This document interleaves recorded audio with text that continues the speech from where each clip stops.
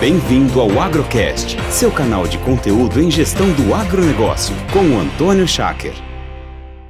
Olá, pessoal! Hoje eu vou falar de um assunto que interessa a muitos. Eu quero falar sobre gente, sobre pessoas, sobre colaborador, sobre funcionário, sobre peão, tratorista, capataz, salgador de coxo, gerente, sobre a turma que faz acontecer. Não é raro quando a gente fala de gente, a palavra gente, rapidamente o pecuarista, o agricultor fala, nossa, tá aí o problema. E na verdade, o que a gente aprendeu ao longo dos anos?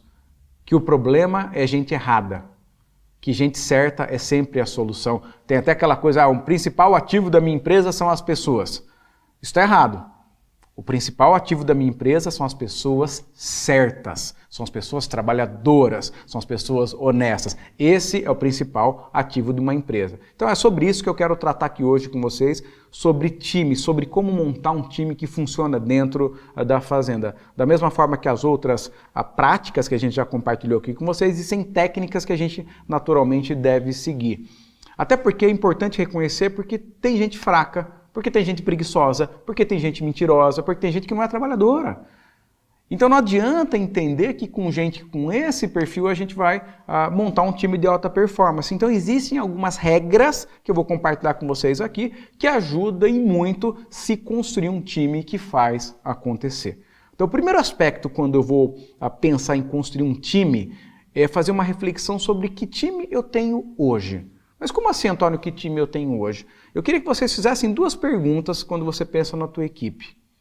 Se eu fosse contratar alguém para esta determinada função, o meu colaborador atual seria um forte candidato? Ou seja, se eu fosse contratar alguém para capataz da minha fazenda hoje, o meu capataz atual seria um forte candidato? O meu gerente atual seria um forte candidato? Se eu sou o capataz, o meu campeiro, o meu materneiro, o meu salgador de coxo, o meu tratorista, o meu cerqueiro, seriam fortes candidatos a ser contratado?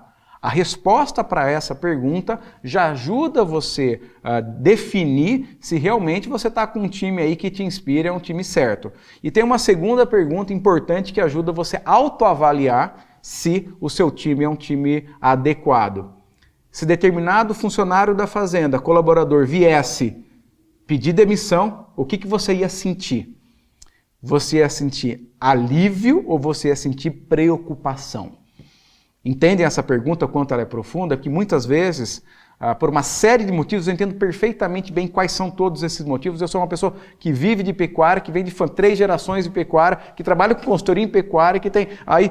Então, o dia a dia de pecuária é o meu dia a dia. Então, eu entendo que muitas vezes a gente acaba mantendo no time pessoas que não são as ideais. Mas eu estou aqui justamente para a gente fazer com que isso se atualize, com que a gente monte um time de alta performance. Então, a pergunta é, se ele ou ela viesse pedir a conta, o que eu ia sentir? E se a resposta for alívio, significa que a gente também precisa repensar o nosso time. Então, perfeito. O primeiro elemento para a gente pensar num time de alta performance é fazer um diagnóstico atual com essas duas perguntinhas.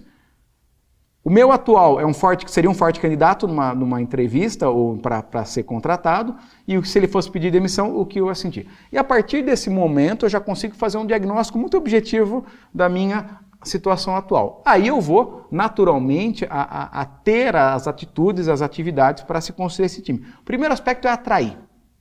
Atrair. Por que eu falo em atrair? Porque se você for reparar, toda a região existem fazendas que são um sonho de trabalho dos peões, dos capatazes, dos gerentes. Então sabe aquela fazenda que é o sonho para todo mundo trabalhar?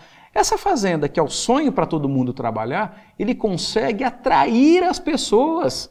Se eu sou aquela fazenda que eu tenho uma dificuldade enorme em atrair as pessoas, eu preciso refletir por que as pessoas não querem trabalhar comigo. É interessante que fazendas vizinhas na mesma região, expostas ao mesmo desafio, você tem equipes boas e equipes fracas, e a fazenda é de cerca. E aí, normalmente, se gerente não para, você tem que olhar para o dono. Se capataz não para, você tem que olhar para o gerente. Se tratorista não para, você tem que olhar para o encarregado. Por que essas pessoas não param dentro da fazenda? Então, eu preciso criar um ambiente que atrai. E o que atrai as pessoas? O que atrai as pessoas, claro que é salário, mas não é só salário. O que atrai as pessoas a trabalhar na fazenda é estar num lugar que traga condição de desenvolvimento e status. Essa é a conclusão. Condição de desenvolvimento e status. Condição de desenvolvimento, eu falo o seguinte, tem o salário, tem casa, tem acesso à casa, acesso à escola para filhos de funcionário, treinamento. Então a pessoa se sente aí abraçada por um projeto que realmente traz essas condições de desenvolvimento. E quando eu falo em status, a pessoa fala assim, poxa, você trabalha na Fazenda São João? Que legal, só os melhores trabalham lá. Lá tem curso, lá a turma se desenvolve, lá é muito bom trabalhar com o seu Manuel, que é o dono da Fazenda São João, porque ele é um cara cobrador, mas ele é justo. Ele faz o que ele fala, ele cria condição para a turma se desenvolver. E todo mundo que entra na fazenda sai melhor que entrou, quer dizer, os poucos que saem melhor que entraram. Então, essa reflexão de criar um ambiente, criar uma estratégia quase que de marketing da região para que as pessoas queiram literalmente trabalhar com você. Em última instância, as pessoas precisam sentir que estão evoluindo dentro do trabalho. Por que alguém sai de um trabalho? Normalmente ela sai porque ela sentiu que ela não vai mais progredir ali. Esse é o grande elemento. E pode até prestar atenção. Quando alguém pede a conta e fala que está saindo por R$50, ou por R$100, ou por R$150, saiba que isso é só a desculpa. Certamente existem outras coisas aí que foi a gota d'água para que essa pessoa saísse. Então, o primeiro aspecto, eu preciso entender o que é importante para os colaboradores na região, o que as fazendas que mais atraem para eu poder trabalhar, para eu ser aí esse jardim que com essas flores que atraem aí as borboletas, vamos dizer. A partir do momento que eu consigo atrair, eu preciso selecionar e contratar. Então, um critério de seleção. Como assim um critério de seleção? Para cada função, preciso de um perfil. Um capataz tem um perfil que tem que ser líder.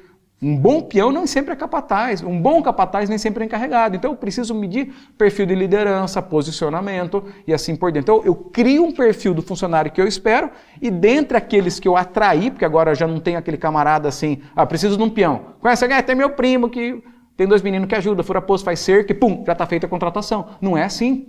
Então eu preciso ao menos conversar com essa pessoa, entender suas habilidades mínimas e, se possível, ainda conversar com a esposa, porque eu estou atraindo a família como um todo. Então eu preciso, nesse processo de seleção, entender se quando eu trago a família, eu estou trazendo solução ou estou trazendo problema. Aí o camarada fala assim, eu tenho 2 meninos que ajudam, fura poço, faz cerca, não sei o quê. Aí quando chega o camarada, os 2 meninos, um é ladrãozinho, outro é drogado, e a esposa dele, que nem a mãe dos meninos, é uma pessoa que vai criar um fuzuê danado aí dentro da colônia.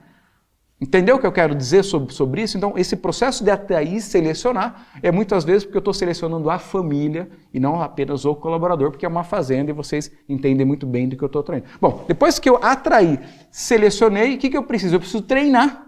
E aqui se faz assim e, naturalmente, manter essas pessoas. O treinamento são 3 treinamentos por ano, tem aquela técnica básica, eu espero isso de você e você vai ser medido dessa forma, e eu preciso reter esses talentos. Como eu retenho esse talento? Além de um programa de remuneração, condições de trabalho, salário, eu vou trabalhar no ambiente que essa pessoa está inserida para que ela fique comigo. E o máximo tempo possível. Rotatividade nós vamos ter. O importante é que quando uma fazenda perde um colaborador, ela não perde essa função. Então, lembrando, meus amigos, eu preciso atrair, selecionar e contratar, treinar e criar condições de remuneração variável, de salário, de condições de trabalho e de desafio para que essa pessoa permaneça comigo. Lembrando que motivação é sempre desafio e recompensa. Pensem nisso, criem essa estratégia e construam um time de alta performance. Nos vemos no próximo vídeo. Um forte abraço.